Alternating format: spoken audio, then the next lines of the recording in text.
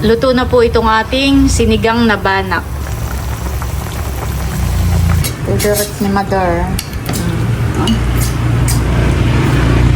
Kain na po tayo. Bossing ko'y nakain na rin.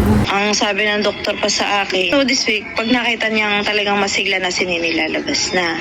Kaya sabi mo na doon sa sponsor na nagbibigay, lahat-lahat yung nagpe-pray, maraming salamat.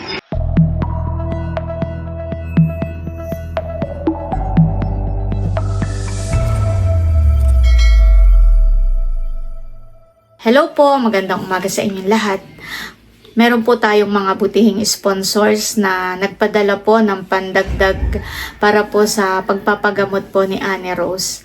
Meron pong mga nag-send sa aking GCash at meron din naman pong mga nagpadala sa Western Union. At kami nga po ni Bossy ngayon ay pupunta po sa Nakar para kuhain po yung padala po ni na Ma'am Connie at Sir Ronald. Ayan, bali sa Western Union po namin kukuhain. At mag-update na lang po ako sa inyo mamaya pag nakabalik na po kami. Maraming salamat po sa ating mga butihing sponsors na nagpapadala po ng tulong para po kay Annie Rose. Talagang ngayon po ay napakalaking tulong na po sa kanya pong pagpapagamot. Sigad na lang po yung bahala pong magbalik po sa inyong mga kabutihan. Ayan po, bali magdadala ako ng isang banak at lulutuin ko po doon. Ito po ay paborito ni nanay. Ayan po, bali meron pong 2 alimango na idadaan po namin sa palengke. Tamin na pong ibebenta. 2 malaki. Hirap na ilagay sa plastic.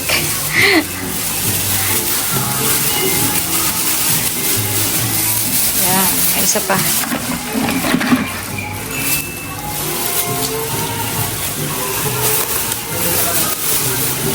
Ayan po, at nandito na kami ni Bossing sa bayan. At amin muna pong idadaan itong alimango. Let's go! Kailangan bumili na ng iPhone. Bili ang iPhone. Diyan po, 10. Dito Diyan po ay 25. 25. Alin po, ma'am? 20. Ang tinda po ni Ate Janet ay may burong santol, may mga alamang, at may mga hipon. Ano yun? Bangsin niyo? Banak. Oo, ay laki. Ilang guhit? Walang guhit. Kulang 1 kilo, honey. Salamat Ate Janet. Tutuloy na kami. Diretso na po kami ng Nakar. Ako po'y bibili muna ng saging para kay Mother at kay Tatay. Ito nga po. Ito dito. Gusto mo. Mainit na, tara na.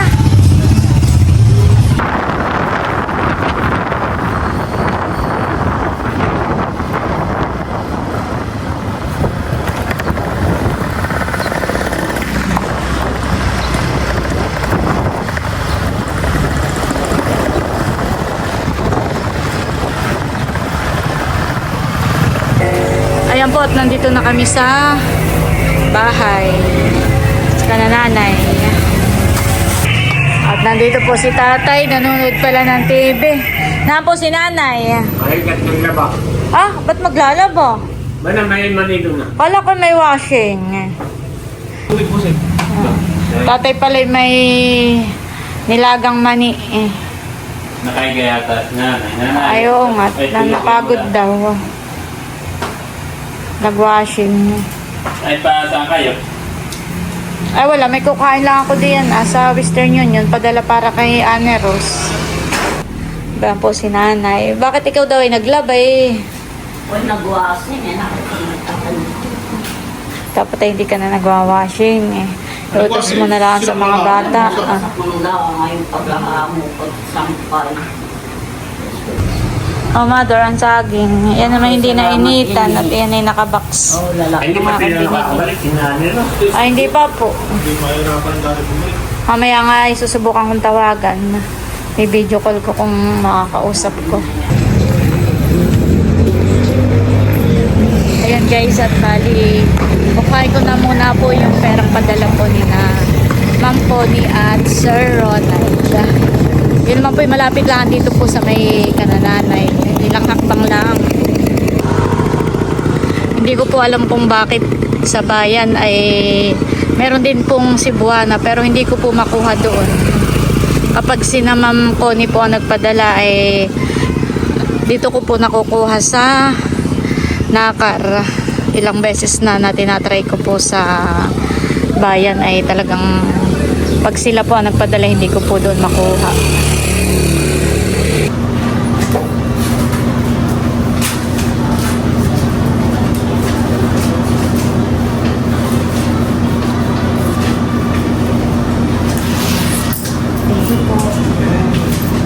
Yan, thank you Lord at nakuha ko na po yung perang padala po para po sa kay Ana Rose.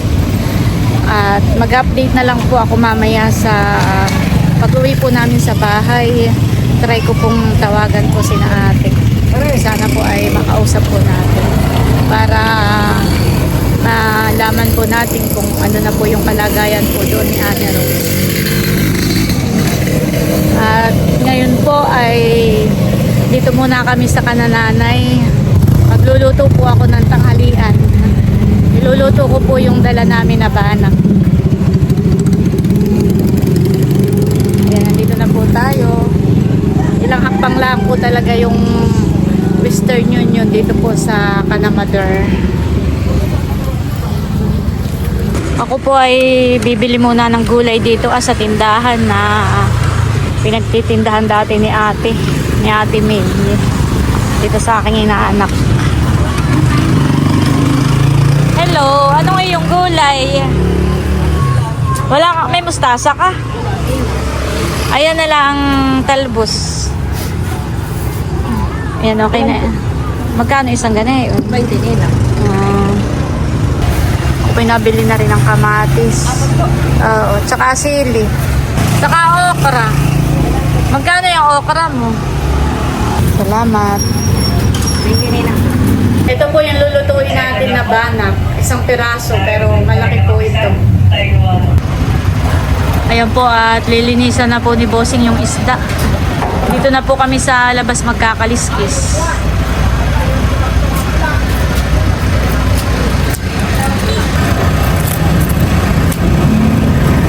Parang madikitan eh.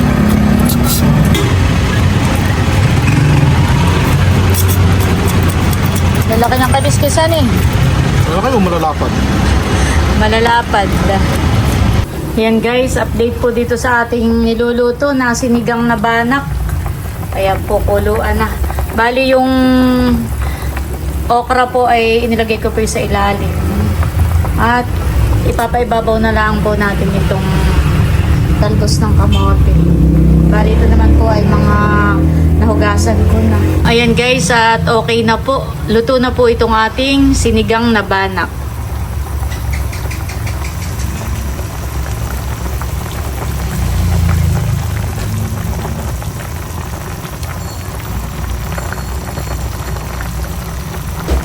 Ayan po, at ipaghahayin ko na po si nanay para makakain na. Dapat po ay mamaya pa kami kakain. At aantayin na po namin si Nalea para sabay-sabay na po kami. Kaso lang ay may nag-chat po sa akin at may padating daw po pala sa amin. Ay, eto, paghahayin ko na po si nanay para makakain na. Si tatay naman po ay natulog. Mamaya na lang po siya pag-gising. Nagising na pala si tatay. Kaya na po tatay, ako naghahayin na po. Eric! Nakain na rin po si Eric sa tindahan. Ay, kuhain mo na po tatay yung isa sa iyo. Aba, hindi. Tig-isa kayo ni nanay. Malaki. Nahampa. Tig-isang pa lang. Oh. Favorite ni Mother. Kain na po tayo. Bossing Boy nakain na rin. Kain po tayo. Bayan-bayan. Noon daw po yung sinatatay nakakahuli rin ng mga banak. Bayan-bayan ako. Ay, binabalangkat. Ano po, balangka? Balangkat. Yung Nakalagay sa kawayan. binabalot sa buho. Binabalot sa buho, yung kawayang binabaak at saka Doon po niluluto. binibiling lang. Binibiling lang. Nasa loob po ng kawayan. Yung binalangkat din hindi nasisira maski mahigit sa linggo. Dahil luto siya. Kahit po hindi pasok sa rep. Aba, hindi mo siya sa lupilyo. Parang tinapanay yun. Kahit po isang lingguhan hindi lang napapanis. Hindi masisira. Mga minsan pala busing atang subukan yung ganayong Yung luto. kaya kalaki, gandang binalangkat. Ano po ilalagay lang doon? Asin. Oo. Kaya ako. Much later. Tatay, kami muna ipalis na. Salamat atin Salamat naman ako na magtaba. Iya. Pagka nakawalit na uli na balangkat mo, medyo. Susubukan namin ni Bossing yung ganun luto. Ate, kumusta na kayo diyan? Kumusta na si Anne Rose? Pwede naka-recover na siya. Tulog. Ay, wag mo nang At gisingin. nag-dialysis kami ng madaling araw. Oo, wag mo nang gisingin. Sabi ng doktor ay this week daw, lalabas na kami. Ay, salamat naman at makakauwi na kayo dito sa atin. Oo nga, inip na inip na kami. Ay, kumusta na siya na nakakausap mo na ng maayos sa ate? Oo. Pero may daan siya na limot. Napag-gising ay nag-iisip pa siya. Baka Kasi, gawa ng... pero sabi ng doktor ko talaga daw mag-normal yan. Oo, baka, May iniinom. baka gawa lang ang epekto na ng gamot. Oo, pero mo sa umaga ang iniinom na gamot ay 11. Oh, Sa tanghali, 6. Sa gabi, 7. di bagat nung nakaraan ay sabi ko sa iyo nagpadala si Uncle ng US, si Ma'am Eloisa and Sir John, saka si Ma'am Marites at Sir Conrad. Ay nasa akin pa yun, bali hindi ko pa nga naibigay sa iyo. Ay meron uling nagpadala, bali si Ma'am Cherry at si Sir Holland, sila ay mag-asawa, ay nagpadala ng 5K. Tapos si Ma'am Bina ay nagpadala ng 3K. Tapos si Ma'am Connie at Sir Ronald ay nagpadala ng 5K. Bali nasa akin lang naman lahat iyon.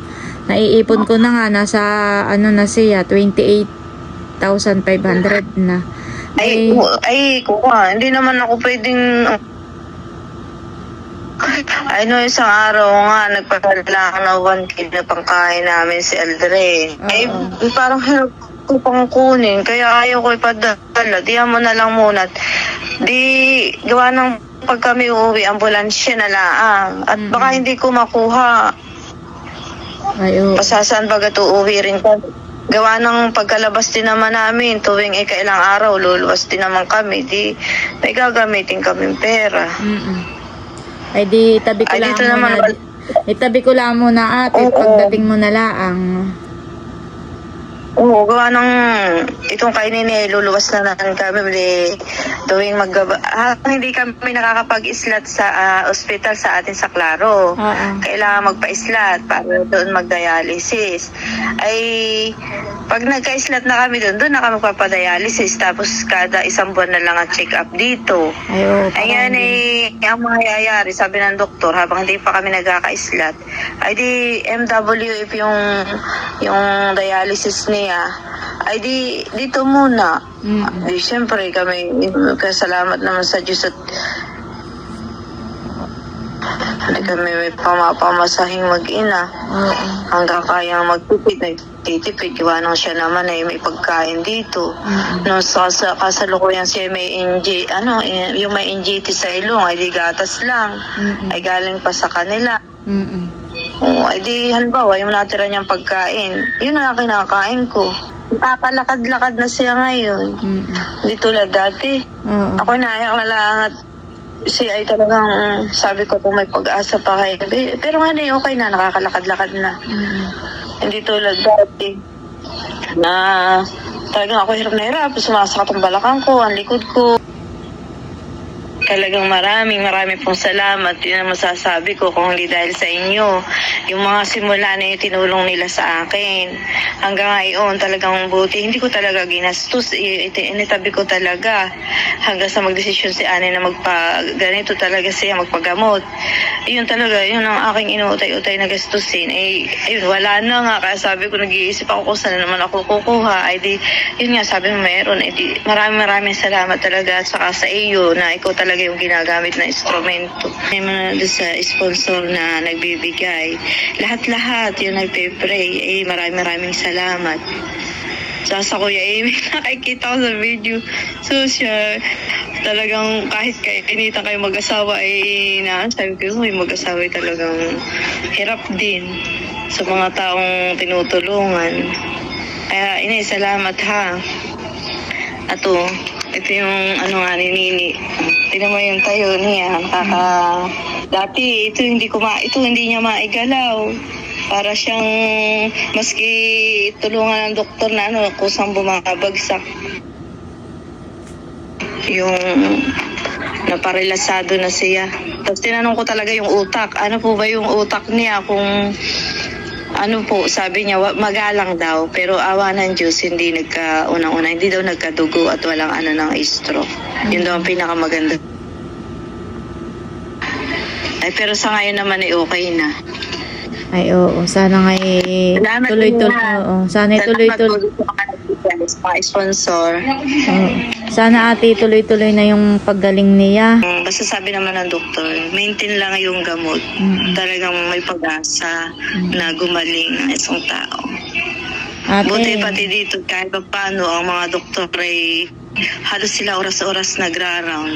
Lalo kay Nini natutuwa sila at gawa ng talaga noon, akala nila tutubuhan na talaga yan. oo.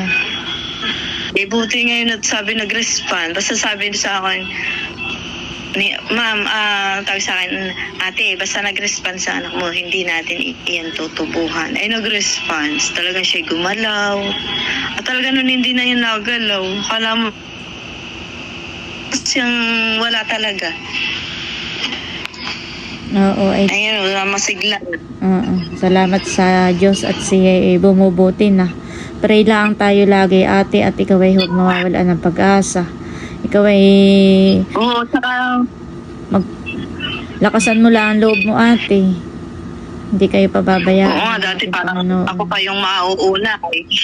Tsaka pakisabi dun sa sponsor na nagbigay ng mga gamit ni Nini sa mga anak ko. Hindi ko na talaga iisipin iyon. Sabi niya, maraming salamat. Yung mga anak ko yung masasaya. Sabi sa akin, tumawag, Mama, may gamit na kami. Akala daw nila sila makatitigil. Sabi ko, aba hindi. Kahit ay naghihirap, di kayo titigil. Salamat. Sabihin mo na lang sa kanila, maraming salamat. Sige, ate. Kayo mag-iingat lagi diyan, ha? At huwag kayong mawawala ng pag-asa. Pasasaan bagat kayo makakalabas din. Oo, sige. Kumusta mo na lang ako kay Ani pag siya nagising. Sige, ate. Basta pag dating ko na lang, chat na lang kita. Sige, Mahirap ate. talaga sa totoo lang. Oo. Nasa akin lang naman may mga listahan naman pati ako. Okay lang. Mahirap. Mahirap talaga. Wala akong malaking padalahan dito na alam pati. Hindi ko pati maiwan si Nini. Oo. Ay, sige, Kami ate. Ay, may panggastos ka pa naman diyan. Pambili-bili mo ng pagkain. Meron pa. Ang plano ko na lang pag-uwi kami, tatawag na lang ako dun sa anak kong panganay na manghiram ng ambulansya. Kung anong mahirap i-commute si Nini. Ay, oo. Ay, Pa-schedule mo na lang sa ambulansya pag kayo pauwi na.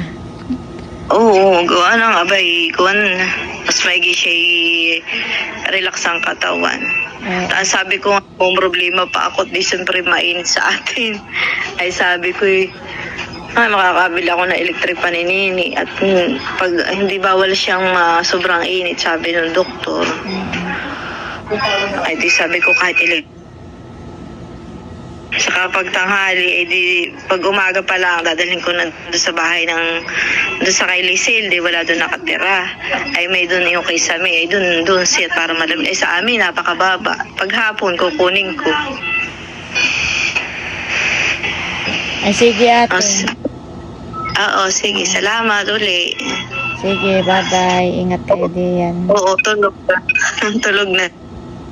Yan muli po ang aming pasasalamat sa mga butihing sponsor na nagpapadala po ng tulong para po sa pagpapagamot po ni Annie Rose. Yun po ay talagang napakalaking tulong po sa kanila po, lalo na po kay ate dahil siya nga po ay balo na, kababalo lang po nitong nakaraang October. Kaya yun po ay talagang napakalaking tulong po sa kanila. Maraming salamat po sa inyo, sa mga butihing sponsor. Sigad na lang po yung bahala pong magbalik po sa inyong mga kabutihan. At sana po isama po natin sila sa ating mga prayers.